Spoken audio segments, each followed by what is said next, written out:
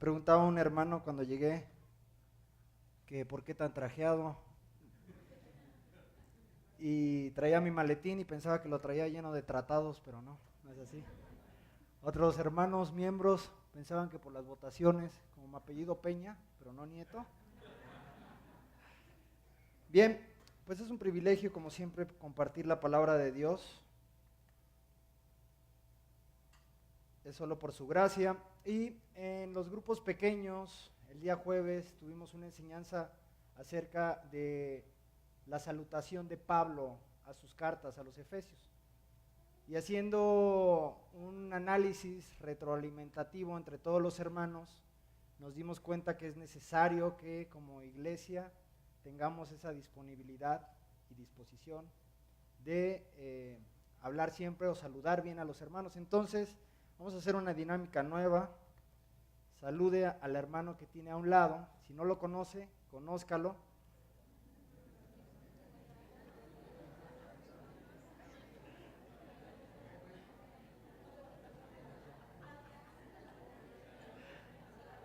Esto es solamente con la intención de que precisamente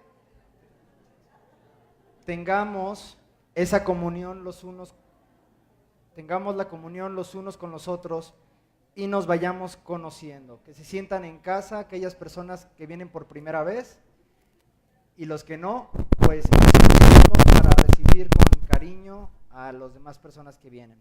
Amén. Vamos a orar. Padre, te damos gracias en esta tarde, Señor, porque tú eres bueno y tu misericordia es para siempre. Señor, tú eres glorioso, Señor, tú eres bueno, Padre. Te damos muchísimas gracias por nuestro Señor Jesucristo, porque diste a lo más precioso de todo el universo para morir por nosotros a causa de nuestra rebelión y de tantos pecados. Bendito y alabado sea el Cordero, Señor. Bendito seas tú, Señor. Bendito sea tu Santo Espíritu, Padre, que nos ayuda, Señor, a conocer tu palabra, a conocer tu verdad, Señor. Pero sobre todo, que a través de tu palabra miremos a Cristo, Padre. Alabado sea tu nombre, Señor.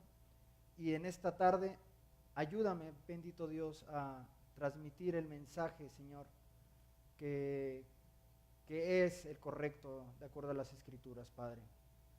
Sabes que soy tardo para el habla, pero, Padre, no confío en mis habilidades, sino en tu Espíritu Santo. Al igual que tu Espíritu Santo, Señor, toque los corazones, Padre, de mis hermanos, y aún de aquellos que sus corazones son de piedra, pero que tu Espíritu Santo tiene el poder para hacerlos de carne, Padre Santísimo. En tu nombre oramos. Amén. A los 15 años de edad, en diciembre de 1849, Charles Haddon Spurgeon comenzó a visitar las iglesias de su pueblo buscando que le enseñaran el camino de salvación. No se sabe cuántas iglesias visitó, y lo que él escuchaba en sí de la predicación no era lo que él quería escuchar. Los mismos ministros predicaban sermones doctrinales para gente espiritual, pero nadie pudo explicarle cómo obtener el perdón de sus pecados. Un día, a la mano de Dios, él no había pedido, se dirigía a una iglesia lejana, pero en el camino una fuerte tormenta de nieve lo detuvo. Cruzó en una oscura calle y al fondo vio un pequeño santuario que resultó ser una iglesia primitiva metodista. Al principio, Spurgeon no quería entrar porque había oído que los metodistas primitivos cantaban tan fuerte que hacía doler la cabeza. Pero esto no le importó, pensando que allí quizás le enseñarían cómo ser salvo. El resto de la historia, como cuenta Spurgeon mismo, dice así: el ministro no estaba esa mañana, creo que la nieve lo había detenido. Y un hombre delgado, zapatero, sastre o algo así, subió al púlpito para predicar. Es bueno que los predicadores sean educados. Sin embargo, este hombre era más bien un ignorante. Se mantuvo apegado al texto que leyó por la simple razón de que no tenía nada más que decir. El texto decía: mirad a mí y sed salvos todos los términos de la tierra. Su pronunciación era pésima, pero a mí no me importó. Vi un rayo de esperanza en ese texto y el predicador empezó así: queridos amigos, este es un texto muy simple y dice, mirad. Ahora, mirar es algo que no cuesta mucho. No es levantar el pie o el dedo, es solo mirar. Un hombre no necesita ir a la universidad para aprender a mirar. Tú puedes ser muy torpe y aún así puedes mirar. No necesitas ganar mucho dinero al año para mirar. Cualquiera puede mirar. Aún un niño puede mirar. Pero el texto también dice, mirad a mí. Ay, dijo él en su tono campestre. Muchos de ustedes se miran a sí mismos, pero eso no les servirá de nada. Nunca hallaron consuelo allí. Algunos dirán a Dios el Padre, pero no tienen que mirar al Padre sino a Cristo. Él dijo, mirad a mí, miren a Cristo. Esto es lo que el texto dice, mirad a mí. Después el hombre siguió de esta manera, miren a mí. Miren cómo sudo grandes gotas de sangre. Miren cómo cuelgo sobre la cruz. Miren cómo subo al cielo. Mírenme ahora sentado a la diestra del Padre. Oh pobre pecador, mírame a mí. Al llegar a este punto, habiendo hablado como por 10 minutos, el hombre iba a concluir. De repente me miró y con tan poca gente en el lugar supo que yo era un extranjero. Fijando sus ojos en mí, como si supiese lo que había en mi corazón, me dijo, joven, tú luces muy miserable. Verdaderamente era así. Yo no estaba acostumbrado a oír hablar así desde el púlpito. Sin embargo, fue un golpe y dio justo en el blanco. Y continuó, y seguirás siendo miserable, miserable mientras vivas y miserable cuando mueras si no obedeces a mi texto. Pero si lo obedeces, serás salvo ahora mismo. Entonces levantó sus manos y gritó, como solo un metodista primitivo lo pudo haber hecho, joven, mira a Cristo, mira, mira, mira. No tienes que hacer nada sino mirarlo y vivir. En ese momento yo vi el camino de salvación y ya no supe más que habló porque fui poseído por un solo pensamiento. Cuando la serpiente de bronce fue levantada en el desierto y la gente miraba y era sanada, así fue conmigo. Yo pensaba que debía hacer 50 cosas para ser salvo, pero cuando escuché esa palabra, mira, cuán dulce fue. O entonces miré hasta que mis ojos casi se desgastaron. En ese momento se desvaneció la oscuridad y vi el sol. Pude haberme levantado y cantar a gritos acerca de la preciosa sangre de Cristo y de la fe simple que lo mira solo a Él. Jamás olvidaré ese feliz día en que encontré al Salvador y me aferré a sus amados pies. Siendo un niño de quien nadie sabía nada, escuché la palabra de Dios. Ese precioso texto me guió hasta la cruz y el gozo de ese día fue absolutamente indescriptible. Quería saltar y danzar, pero no hubo ninguna expresión fanática, lo cual pudo haber estado fuera de tono en ese gozo espiritual. Han pasado años desde entonces, pero nunca he sentido la emoción plena ni la delicia de ese primer día en que pude haber gritado como el más fanático de esos hermanos metodistas. He sido perdonado, he sido perdonado. Soy un monumento de su gracia, un pecador salvado por la gracia, por su sangre. Mi alma se sentía liberada, aceptada en Cristo, rescatada del pantano, de un horrible abismo y establecida sobre la roca. Entonces entendí lo que Juan Bunyan quiso decir cuando declaró que quería contarle hasta los espantapájaros en el campo acerca de su conversión. Eso sucedió en enero, el 6 de enero de 1850, y Spurgeon, conocido hoy como el príncipe de los predicadores. Una conversión radical y poco común en estos días, lamentablemente. He titulado esta predicación Un encuentro con el Cristo glorificado. Vamos allí, Hechos capítulo 9. Y como contexto histórico, la conversión de Saulo de Tarso se ha considerado como uno de los acontecimientos más impactantes y trascendentes de la historia de la iglesia. Si has leído la Biblia, vemos que la mayoría del Nuevo Testamento está escrita por él. Son 13 cartas. El libro de los Hechos nos relata cómo Dios abrió las puertas de la evangelización misionera al mundo por medio de este hombre llamado Saulo de Tarso, o el apóstol Pablo. Versículo 1. Saulo, respirando aún amenazas y muerte contra los discípulos del Señor, vino al sumo sacerdote y le pidió cartas para las sinagogas de Damasco, a fin de que si hallase algunos hombres o mujeres de este camino, los trajese presos a Jerusalén. Mas yendo por el camino, aconteció que al llegar cerca de Damasco, repentinamente le rodeó un resplandor de luz del cielo. Y cayendo en tierra oyó una voz que le decía: Saulo, Saulo, ¿por qué me persigues? Él dijo: ¿quién eres, Señor? Y le dijo: yo soy Jesús a quien tú persigues. Dura cosa te es dar coces contra el aguijón. Él, temblando y temeroso, dijo: Señor, ¿qué quieres que yo haga? Y el Señor le dijo: levántate y entra en la ciudad y se te dirá todo lo que debes hacer.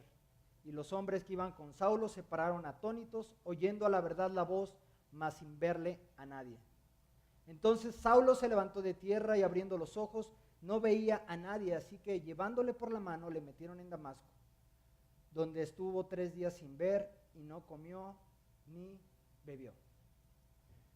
Lucas, el autor de este libro, hace mención 3 veces de la conversión de Pablo. Lo hace en el capítulo 22 y en el 26. Vamos a tomar un poco de esos textos para otra aplicación. Sin embargo, siendo los escritos tan concisos y breves del apóstol, de Lucas, del médico,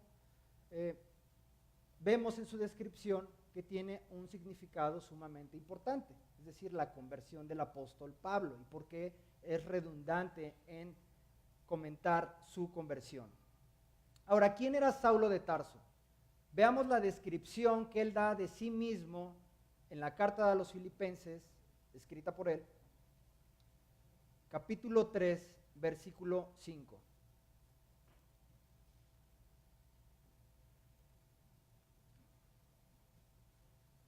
Circuncidado el 8º día, del linaje de Israel, de la tribu de Benjamín, hebreo de hebreos, en cuanto a la ley, fariseo, en cuanto al celo, perseguidor de la iglesia, en cuanto a la justicia de la ley, hallado irreprensible.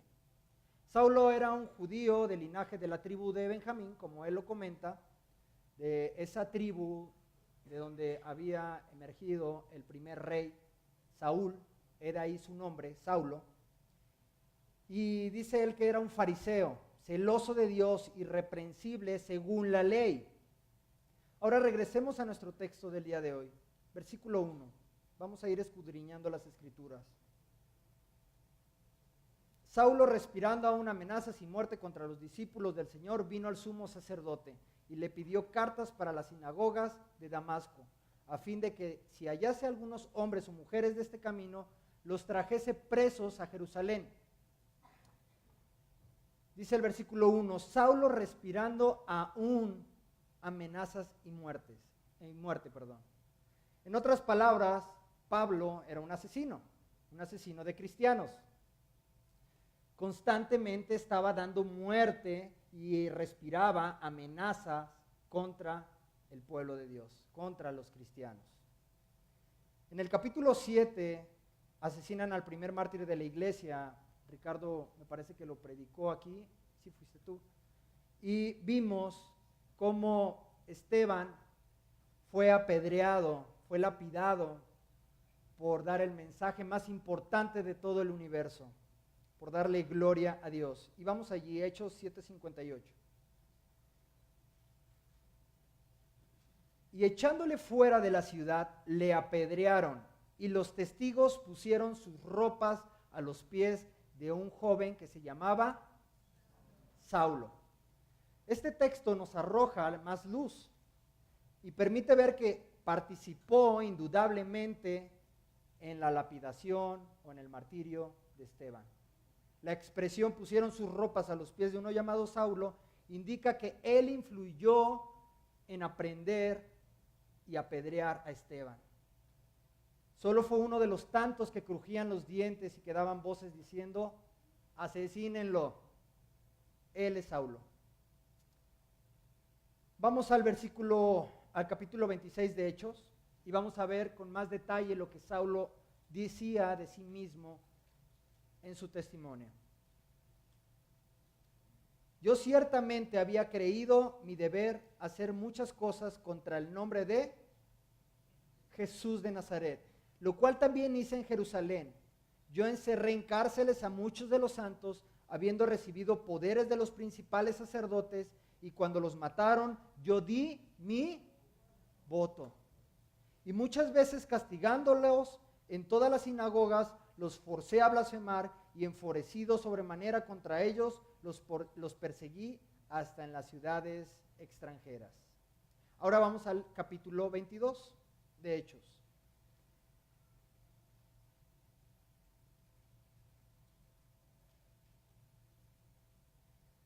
En este capítulo vamos a ver que él da su testimonio al Sanedrín.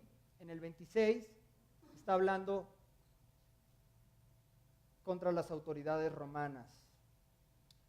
Y perseguí este camino hasta la muerte, encadenando y echando en cárceles tanto hombres como mujeres, de lo cual pueden testificar el sumo sacerdote y todo el concilio de los ancianos. También de ellos recibí cartas para los hermanos, y me puse en marcha para Damasco, con el fin de traer presos a Jerusalén, también a los que estaban allá, para que fueran castigados. Saulo tenía un profundo celo por Dios, un celo por el Dios de los antepasados, por el Dios de sus antepasados, Abraham, Isaac y Jacob. Sin embargo, él no conocía al Dios de la Biblia. Él no conocía al Dios de sus antepasados, porque ese Dios había dicho: no matarás y amarás a tu prójimo como a ti mismo.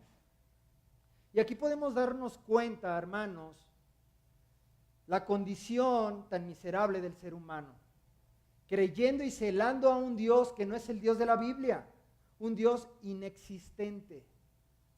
La falsa religión o la falsa religiosidad da tantas, lo vemos ahora mismo alrededor del mundo y persiste, pero siempre hay una particularidad: contradice las Escrituras, los estatutos de Dios, la doctrina de Jesús, de los profetas, de los apóstoles, que se resumía en una sola cosa: amarás a Dios con todas tus fuerzas y amar al prójimo como a ti mismo.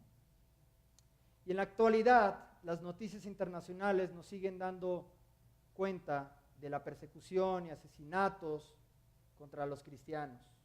En este momento, nuestros hermanos están siendo perseguidos, están siendo martirizados. Esto persiste y lo hacen en el nombre de un Dios, con D minúscula. Ese Dios no es el Dios de la Biblia, repito. Ejemplos de la historia en la humanidad que han llevado a que muchas personas cuestionen la existencia de este Dios, obvio por ignorancia. En la Edad Media, en la Inquisición o la Santa Inquisición, vemos que todo aquel que contradijera a la iglesia era martirizado, era quemado en la hoguera, era cerrado, era descuartizado, etc.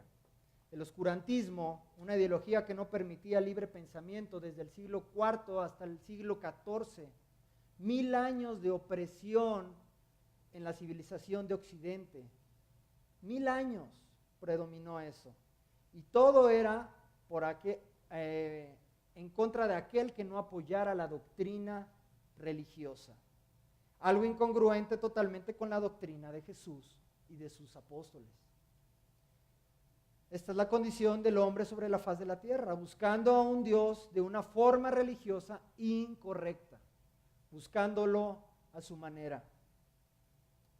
Por eso Saulo, en su carta a los romanos, no vayamos ahí, dice: no hay quien busque a Dios, no hay quien entienda, todos se desviaron, aún se hicieron inútiles, no hay justo ni siquiera uno, y todos están destituidos de la gloria de Dios. ¿Por qué? Porque el ser humano está buscando a algo que no es Dios. Está buscando a un Dios a su semejanza, a la semejanza de Él, a sus deseos, a sus propósitos. Y Pablo entendía por su experiencia y conversión que el hombre está cegado e incapacitado para buscar a Dios. Y esto en este momento nos trae una cierta frustración o podemos pensar entonces, ¿qué será de mi familiar? ¿Qué será de fulanito que tanto quiero? Porque está ciego. Sin embargo, las Escrituras dicen que donde sobreabundó el pecado, sobreabundó la gracia. Y vamos a resaltar este atributo o esta virtud tan importante de Dios. Versículo 3 del capítulo 9. Mas yendo por el camino, aconteció que al llegar cerca de Damasco, repentinamente le rodeó un resplandor de luz del cielo, y cayendo en tierra oyó una voz que le decía: Saulo, Saulo, ¿por qué me persigues? Él dijo: ¿quién eres, Señor? Y le dijo: yo soy Jesús, a quien tú persigues. Dura cosa te es dar coces contra el aguijón. En uno de los relatos ya mencionados en el capítulo 22, Pablo narra que era el mediodía, hermanos. El mediodía en medio del desierto de Siria actualmente. ¿Sí? La capital es Damasco. Y en el desierto de Siria, a las 12 del día, imagínense ustedes el sol en el desierto. Imagínense el sol de hoy, 12 en este momento. Y dice la Escritura que el esplendor de la gloria de Dios opacó por completo el sol, ese astro que ilumina esta tierra. Y Pablo cae en tierra por el esplendor del Cristo glorificado y su santidad, y cayendo en tierra oyó la voz, y esa voz le aterró. Saulo, Saulo, ¿por qué me persigues? Y el Señor le dice: dura cosa te es dar coces contra el aguijón. Y podíamos tener una enseñanza completa respecto a dar coces contra el aguijón, lo platicaba con Ricardo unas semanas previas. Pero Jesús lo que está diciendo en concreto es: te estás lastimando a ti mismo, te estás golpeando tú mismo. ¿Por qué me persigues a mí? Estás persiguiendo a mi cuerpo, estás persiguiendo a mi iglesia. Dura cosa te es golpearte a ti mismo. Te estás lastimando, Saulo. Y Saulo pregunta: ¿quién eres, Señor? Y Jesús le dice: yo soy Jesús. Y esta parte quiero que pongamos atención aquí, porque ese yo soy, empezando con ese yo soy, Pablo identifica en ese momento que ese yo soy, el cual él celosamente perseguía, era el yo soy, el gran yo soy de sus antepasados, el gran yo soy del Antiguo Testamento, el yo soy el que soy, que se apareció a Moisés y sacó con mano poderosa a Egipto de la tierra de Faraón. Juan habla 7 veces del yo soy. Jesús lo dijo: yo soy el pan de vida, yo soy la resurrección y la vida, yo soy el que soy. Ahora, hermanos, imagínense este momento, imaginémonos, trasladémonos a este momento. Isaías, el profeta, tuvo una visión con el Señor en el capítulo 6 y dice: ay de mí, que soy muerto, porque siendo hombre de labios inmundos y viviendo en pueblo de labios inmundos, mis ojos han visto al Rey, al Señor de los ejércitos celestiales. El apóstol Juan dijo en la visión del Apocalipsis: cuando le vi, caí como muerto a sus pies, y él puso su diestra sobre mí diciendo: no temas, yo soy el primero y el último. Ahora quiero que entendamos algo, hermanos. Estos hombres que acabo de mencionar eran siervos de Dios. Isaías, uno de los profetas mayores. El apóstol Juan, el discípulo amado que recostaba su cabeza en el pecho del Señor y escuchaba los latidos de Jesús. Esos hombres dijeron: ay de mí, cuando vieron la majestad, la gloria y santidad de Dios. Quedaron perplejos y aterrorizados. Ahora la pregunta es: ¿cómo quedaría Pablo? que perseguía al Señor. ¿Cómo quedó en ese momento? Y lo vamos a analizar. Pero ¿se dan cuenta, hermanos, de quién es realmente nuestro Dios? Un Dios santo, majestuoso, glorioso, omnipotente, soberano, entre muchísimos e infinitos atributos. Ese Dios es el Dios que Pablo predicaba en Grecia y decía, ustedes adoran a un Dios que dice ahí un letrero, al Dios no conocido. Muy probablemente no conozcas a ese Dios, amado, en esta mañana, pero rogué a Dios y rogamos constantemente de que Dios sea revelado a tu corazón por su gracia. Una predicación reciente de Ligonier, el ministerio legado que dejó R.C. Sproul, Sugel Michelén explicaba la visión de Isaías y comentó el relato de Isaías en el capítulo 6, que habían serafines volando, con 2 alas volando, con 2 alas en sus manos y con 2 cubriendo sus pies, y otros 2, y todos daban voces entre sí, decían, santo, santo, santo es el Señor, la tierra está llena, la gloria está llena, la tierra está llena de su gloria. Perdón, es que soy disléxico. Y la palabra hebrea que se utiliza para un serafín, comenta Sugel, describe una criatura ardiente como de fuego. Esas criaturas, comenta Sugel, que son aterradoras totalmente, encendidas por el fuego, porque son las que están más cercanas a la presencia de Dios. Sin embargo, estas criaturas que están cercanas, que son las más cercanas al Dios santo y omnipotente y todopoderoso y majestuoso, tapan sus ojos porque no soportan la santidad y la majestuosidad de nuestro Dios. Ahora regresemos a este encuentro con Pablo. La santidad del Cristo glorificado lo hace caer en tierra. Lo deja ciego, aterrado, vulnerable y escuchando la voz de Saulo, Saulo, ¿por qué me persigues? Imagínense esto, hermanos. Yo no hubiera querido estar en su lugar y a la vez sí. Ese fue un encuentro extraordinario con el Cristo glorificado. Sin embargo, aterrador. Aterrador y más por las palabras dulces incluso de nuestro Señor, que le dice, Saulo, Saulo, ¿por qué me persigues? En lugar de fulminarlo solamente con su santidad. Y podríamos mirar por semanas estos textos y darle una profundidad teológica acerca de los atributos de Dios, de su soberanía, de su santidad, omnipotencia, entre muchos. Pero el texto que nos lleva a poner atención en 2 atributos el día de hoy es su gracia, una gracia especial y su elección soberana.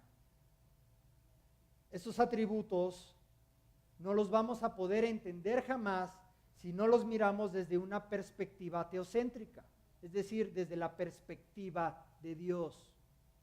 Hoy en día el conocimiento de Dios en muchas iglesias, incluso podrías estar aquí en una iglesia sana y tener un conocimiento errado de Dios.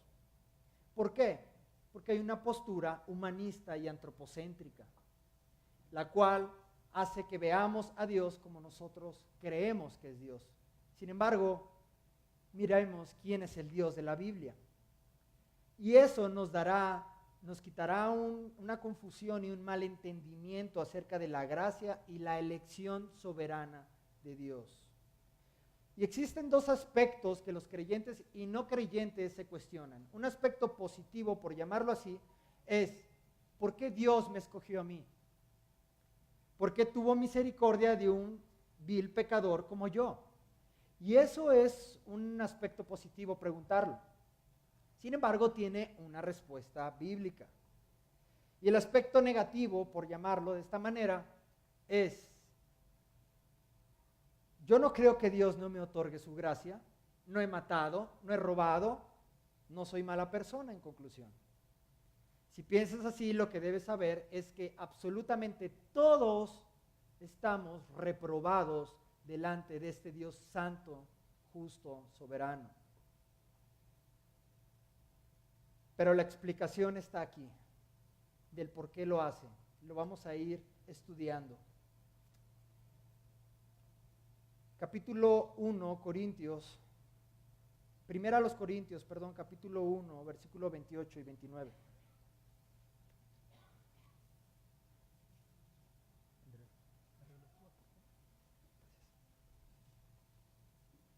Y lo vil del mundo y lo menospreciado escogió Dios, y lo que no es para deshacer lo que es, a fin de que nadie se jacte en su presencia.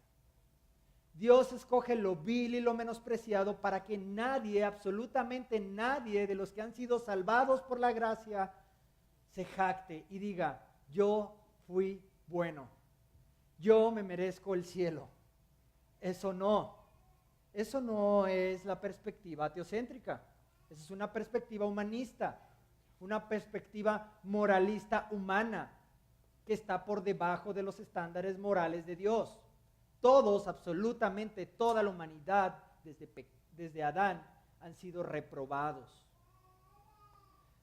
Sin embargo, Dios es bueno y en su perfecta voluntad, es decir, en su soberanía, Él ha establecido, escuchen bien, Él ha establecido conforme a sus propósitos elegir viles pecadores y derramar su gracia para alabanza de su gloria.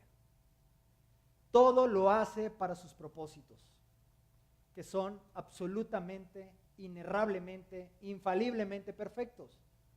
Todo se trata de Él y para Él y por Él son todas las cosas. Él es el centro de todo, Él es el creador mismo del universo. Y vemos que lo hace con un propósito, los propósitos perfectos. Capítulo 9 de Hechos, versículo 15. Pero el Señor le dijo a Ananías, ve, porque Él me es instrumento, ¿qué dice? Escogido para llevar mi nombre en presencia de los gentiles, de los reyes y de los hijos de Israel. Dios dice, es un instrumento escogido. ¿Para qué sirven los instrumentos? Para utilizarlos. Esta porción nos exhorta de diferentes maneras como iglesia. Primer punto. Si tú has tenido una conversión genuina, tú tienes un propósito para el reino de Dios. Esa es la premisa mayor de los propósitos en tu conversión. No se trata de que eres buena onda, de que Dios dijo, no, este sí está bien buena onda y guapo y carismático. No, no es así. Tienes un propósito para el reino de Dios.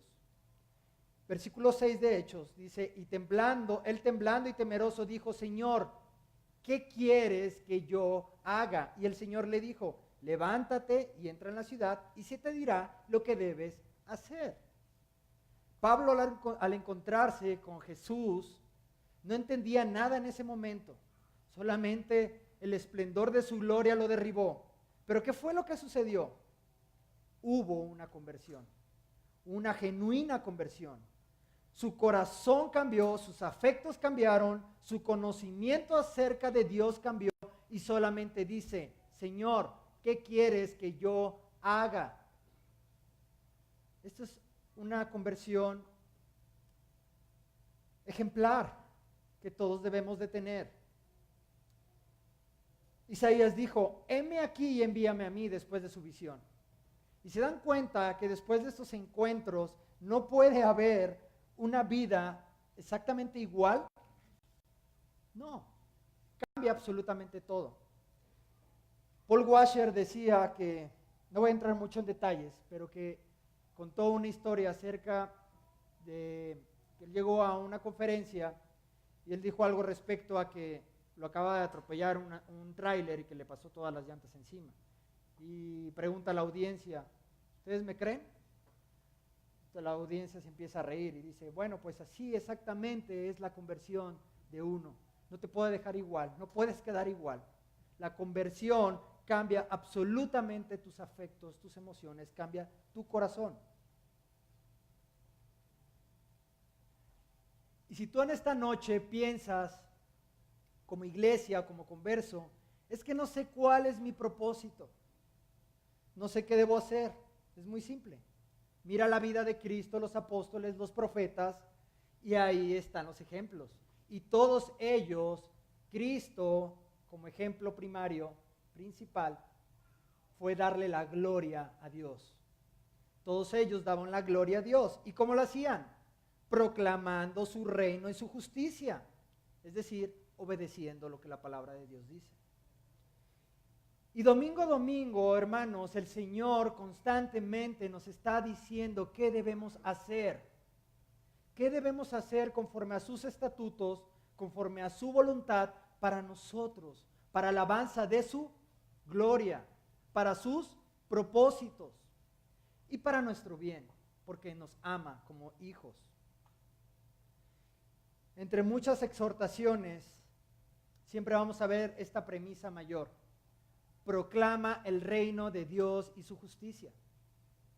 Busquen primero, Jesús lo dijo, el reino de Dios y su justicia, y todas las cosas de las cuales hablaba, que era comida y vestido, serán añadidas. Ojo, todas esas cosas, es decir, sustento, lo necesario, pero prediquen primero, busquen primero el reino de Dios y su justicia, y será añadido lo que necesitan. Predica el evangelio, hermano. Proclama el evangelio. Esta predicación no está basada en el por qué Dios me ha dado gracia para evangelizar. No, el texto nos llama a esto, al propósito de Pablo y a la conversión verdadera, que fue lo que hizo. Entonces, yo te exhorto, iglesia, amado hermano, deja la comodidad, deja las excusas, deja la pereza y predica el evangelio. Algo que me ayudó, y que hay un dogma religioso entre toda la iglesia, un paradigma, es decir, un pensamiento grupal que ha afectado y que es totalmente, creo que es influencia demoníaca, es el pensar que no podemos predicar porque no somos capaces. Y sí, no somos capaces. De hecho, somos inútiles, somos siervos inútiles, pero Jesús dijo que el Espíritu Santo nos recordaría qué deberíamos de decir. Si el Espíritu Santo mora en ti, tú tienes que predicar el evangelio. Solamente tienes que hacerlo. Al final haré una invitación. Estaremos yendo a partir del 22 de abril a plazas públicas a predicar el evangelio, y tú puedes aprender del ejemplo. Yo he aprendido del ejemplo de Pablo y de algunos predicadores, de Jesucristo, el sumo predicador.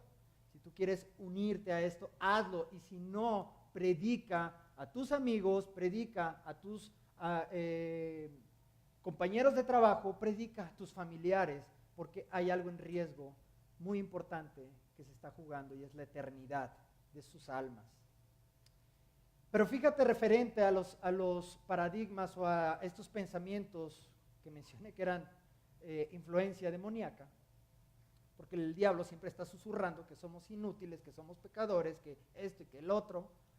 Pero algo que me ayudó mucho para quitar la frustración en mi vida, porque la mayoría de las personas que les he predicado no creen, se burlan y me toman a loco. La mayoría de mis amigos, me quedé sin amigos. ¿Por qué? Porque eso es seguir a Cristo. Y un amigo pastor me dijo: Adrián, el propósito de Cristo, de predicar a Cristo, se cumple, crean o no crean. Y escucha esto, hermanos, me ayudó muchísimo. A los que creen, salvación para sus vidas. A los que no creen, condenación. Y tú dices, eso está feo. No, en ambas Cristo es glorificado. En una para alabanza de su gracia para con nosotros y su misericordia, y en otra para alabanza de su justicia. El día que los pecadores que dieron la espalda a Cristo estén en el infierno, darán gloria a Dios para alabanza de su justicia. Él será glorificado por siempre. Ese es el fin de nosotros, darle gloria a Dios. Salvos, darle gloria por su inmerecida gracia sobre nosotros, que somos pecadores viles, pero con un propósito, glorificarle. Entonces no habrá excusa para ellos el día del juicio, hermanos. Y esto en verdad me ayudó a saber que no se trata de mí, no se trata de mi elocuencia para convencer. La salvación es del Señor. Por lo tanto, obedecemos sus mandatos, entre muchos otros como cristianos que semana a semana se predican desde este púlpito. Pero si realmente eres converso, debes obedecer. No hay otra, hermano. No hay otra. Si no obedeces, en un momento te voy a decir qué es lo que está sucediendo en tu vida. John MacArthur decía referente a la evangelización: la razón por la que estás en la tierra es porque en el cielo no hay a quien evangelizar. Esa es la razón por la cual Dios no te ha llevado, ¿sí? Y eso es una verdad, es una verdadera conversión. En una verdadera conversión, el Espíritu Santo te va a impulsar a hacer la voluntad del Padre. ¿Cuál es la voluntad del Padre? Glorificar a Cristo, predicar a su Hijo crucificado para el perdón de los pecados y obedecer sus mandatos. Segundo punto, y este va para aquellos que no son creyentes, pero que semana a semana buscan a Dios a su manera, buscan a Dios creyendo en un Dios que no es el Dios de la Biblia. Si has buscado a Dios, pero lo que relata la Biblia refleja todo lo contrario que tu vida día a día manifiesta, es decir, no hay un fruto espiritual en tu vida, no hay arrepentimiento, no te estás santificando para el Señor, no te estás apartando para el pecado, y cuando tropiezas te duele como lo más en este mundo, porque estás ofendiendo a ese Dios hermoso que dio su vida por ti. Si esto es así, si esto no redarguye en tu corazón, Pablo dice: no te engañes, no os engañéis, examínate y ve si realmente te estás santificando. De no ser así, amado, el Señor dice: dura cosa te es dar coces contra el aguijón. Deja de golpearte, deja de lastimarte, deja de ir por los placeres de este mundo, hermano. Los placeres de este mundo son efímeros, se van de un día a otro. La Biblia nos describe como hierba. En un momento estamos y al otro día está seca. No desperdicies tu vida y busca a Cristo. Arrepiéntete. Cae en tierra en arrepentimiento como el apóstol Pablo. No sabes cuánto tiempo de vida tendrás, amado. Arrepiéntete. Semana con semana aquí predicamos del arrepentimiento. Por eso esta iglesia no es una iglesia de 1000 personas, porque constantemente a la carne no le gusta decir que te arrepientas, pero tú te tienes que arrepentir si quieres que Dios conceda su gracia sobre tu vida. Cae en tierra como Saulo, y Él te dirá qué hacer a través de su palabra. Y te rogamos juntos como iglesia, como el apóstol Pablo decía en una de sus cartas, rogamos como si Dios rogara por medio de nosotros: reconcíliate con Dios, reconcíliate. Probablemente estás en un aspecto no de asesinato, pero buscando con celo a un Dios que no conoces, a un Dios inexistente, a un Dios que la Biblia no habla. Entonces, vamos a ver el ejemplo de Pablo, porque hay esperanza para ti, hay esperanza para los pecadores. 1 Timoteo 1:13, capítulo 1, versículo 13. Aún habiendo sido yo antes blasfemo, perseguidor y agresor, sin embargo, se me mostró misericordia porque lo hice por ignorancia en mi incredulidad. Pero la gracia de nuestro Señor fue más que abundante con la fe y el amor que se hallan en Cristo Jesús. Palabra fiel y digna de ser aceptada por todos. Cristo Jesús vino al mundo para salvar a los pecadores, entre los cuales yo soy el primero, dice Pablo. Sin embargo, por esto hallé misericordia, para que en mí, como el primero, Jesucristo demostrara toda su paciencia como un ejemplo para los que habrían de creer en Él para vida eterna. ¿Ven el propósito de Pablo relatado aquí en las Escrituras? Permitiendo Dios y decretando incluso los hechos abominables que Él hizo. Todo tiene un propósito, y el propósito es darle gloria a Dios, alabanza de su gracia. Si nunca te has encontrado con Cristo, dice, yo soy el ejemplo de la gracia y misericordia de un Dios bueno, lleno de amor. Y el que está aquí, amado, no me gusta hablar de mí, pero el que está aquí ha experimentado la gracia sobreabundante del amor de Dios. Siendo un miserable drogadicto y muchas otras cosas más, por más de una década, Dios derramó su gracia, es decir, y te estoy diciendo muchas cosas más, que no tengo que hacer énfasis porque el énfasis está en la palabra. Pero de verdad, amado, Cristo, la gracia de Dios, se sobrelimita a nuestro pecado. Entonces, cae en tierra, hermanos. Pablo dice, yo soy el mayor de los pecadores, y no lo decía como una falsa humildad, lo decía en verdad porque perseguía a Cristo mismo, a su cuerpo, asesinó a miembros de su cuerpo. Pero la gracia de Dios, hermanos, solo cae en tierra y arrepiéntate, y míralo, como dijo Spurgeon, míralo colgado de la cruz, mira sus gotas de sangre en el Getsemaní. Míralo sentado a la diestra de Dios y serás salvo. Solamente tienes que mirarlo. Míralo, hermanos. Y ya vamos a concluir. Versículo 7 del capítulo 9. Y los hombres que iban con Saulo se pararon atónitos, oyendo a la verdad la voz, mas sin ver a nadie.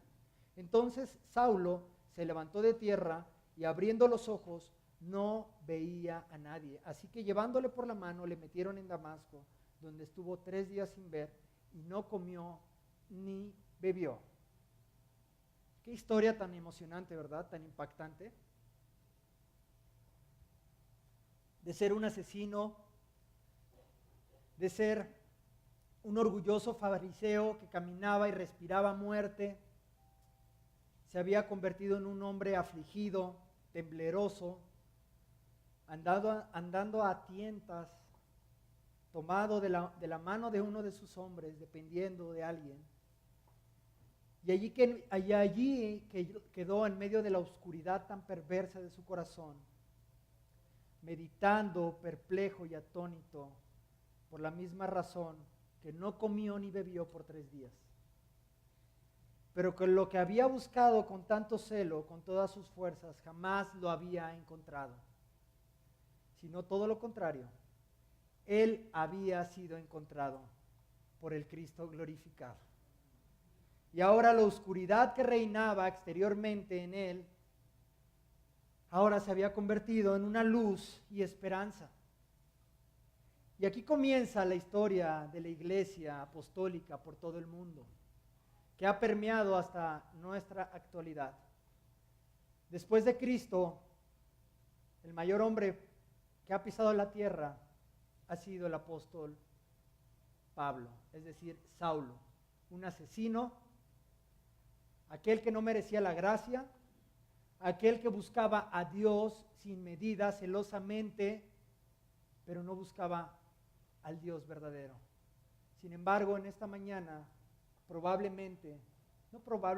Dios te está diciendo, mira a Cristo, mírame a mí, míralo a Él, mira su cruz, su sangre es suficiente para cubrir todas nuestras maldades, todos nuestros pecados, y serás salvo.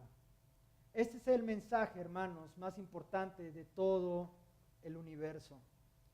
Y te animo a que si eres creyente, lo compartas, porque si no, para aquellos que te rodean, algún día Dios te demandará la sangre de ellos, como lo dijo con Ezequiel. Y no predicamos el evangelio por temor a que Dios nos vaya a decir por qué no predicaste. Lo predicamos por amor, porque Él nos amó primero y para alabanza de su gloria y para cumplir el propósito en esta tierra. Y si no has sido salvado, míralo a Él. Mira a Cristo, al Cristo glorificado, al Cristo que murió en una cruz por ti y por mí, para que todo aquel que en Él cree no se pierda, mas tenga vida eterna. Vamos a orar. Padre, te damos gracias por tu palabra, Señor. Gracias porque constantemente tú nos exhortas a cumplir tus propósitos, a cumplir tu buena voluntad, Señor, que es perfecta, agradable, Señor. Señor bendito, te rogamos, Señor, que, Señor, alumbres ese esplendor de gloria, Señor, de nuestro Señor Jesucristo en aquellas personas que están aquí, Padre, que no te conocen. Señor, ten misericordia de ellos y que tu Espíritu Santo, Señor, renueve sus corazones de piedra y los vuelva de carne, bendito Dios. Te lo pedimos en el nombre de Jesús. También te rogamos como iglesia que nos fortalezcas y que nos ayudes, Señor, a perfeccionarnos en nuestro Señor Jesucristo, para que tú seas glorificado siempre en nosotros, Señor, y tu nombre no sea vituperado. Ayúdanos en nuestras flaquezas, ayúdanos en nuestra debilidad, Señor, y que nos gloriemos en ellas para depender cada vez más de ti, mi Dios. Y tú seas glorificado, Padre, a través de la predicación, Padre, a los perdidos. Ayúdanos como iglesia, Señor, a tener ese espíritu, Padre, ese espíritu de valentía, Señor, ese espíritu de obediencia y ese espíritu, Padre, que comprende que el propósito principal es darle gloria a nuestro Señor Jesucristo, anunciando su reino y su justicia. Todo esto te lo rogamos en el nombre de nuestro Señor Jesucristo. Amén. Bien, iglesia, pues estamos despedidos. Les animo a que, si quieren, esto no era una predicación persuasiva, que se inscriban a evangelismo, pero están abierto este ministerio para que vayan y que lo hagan constantemente. Que Dios les bendiga.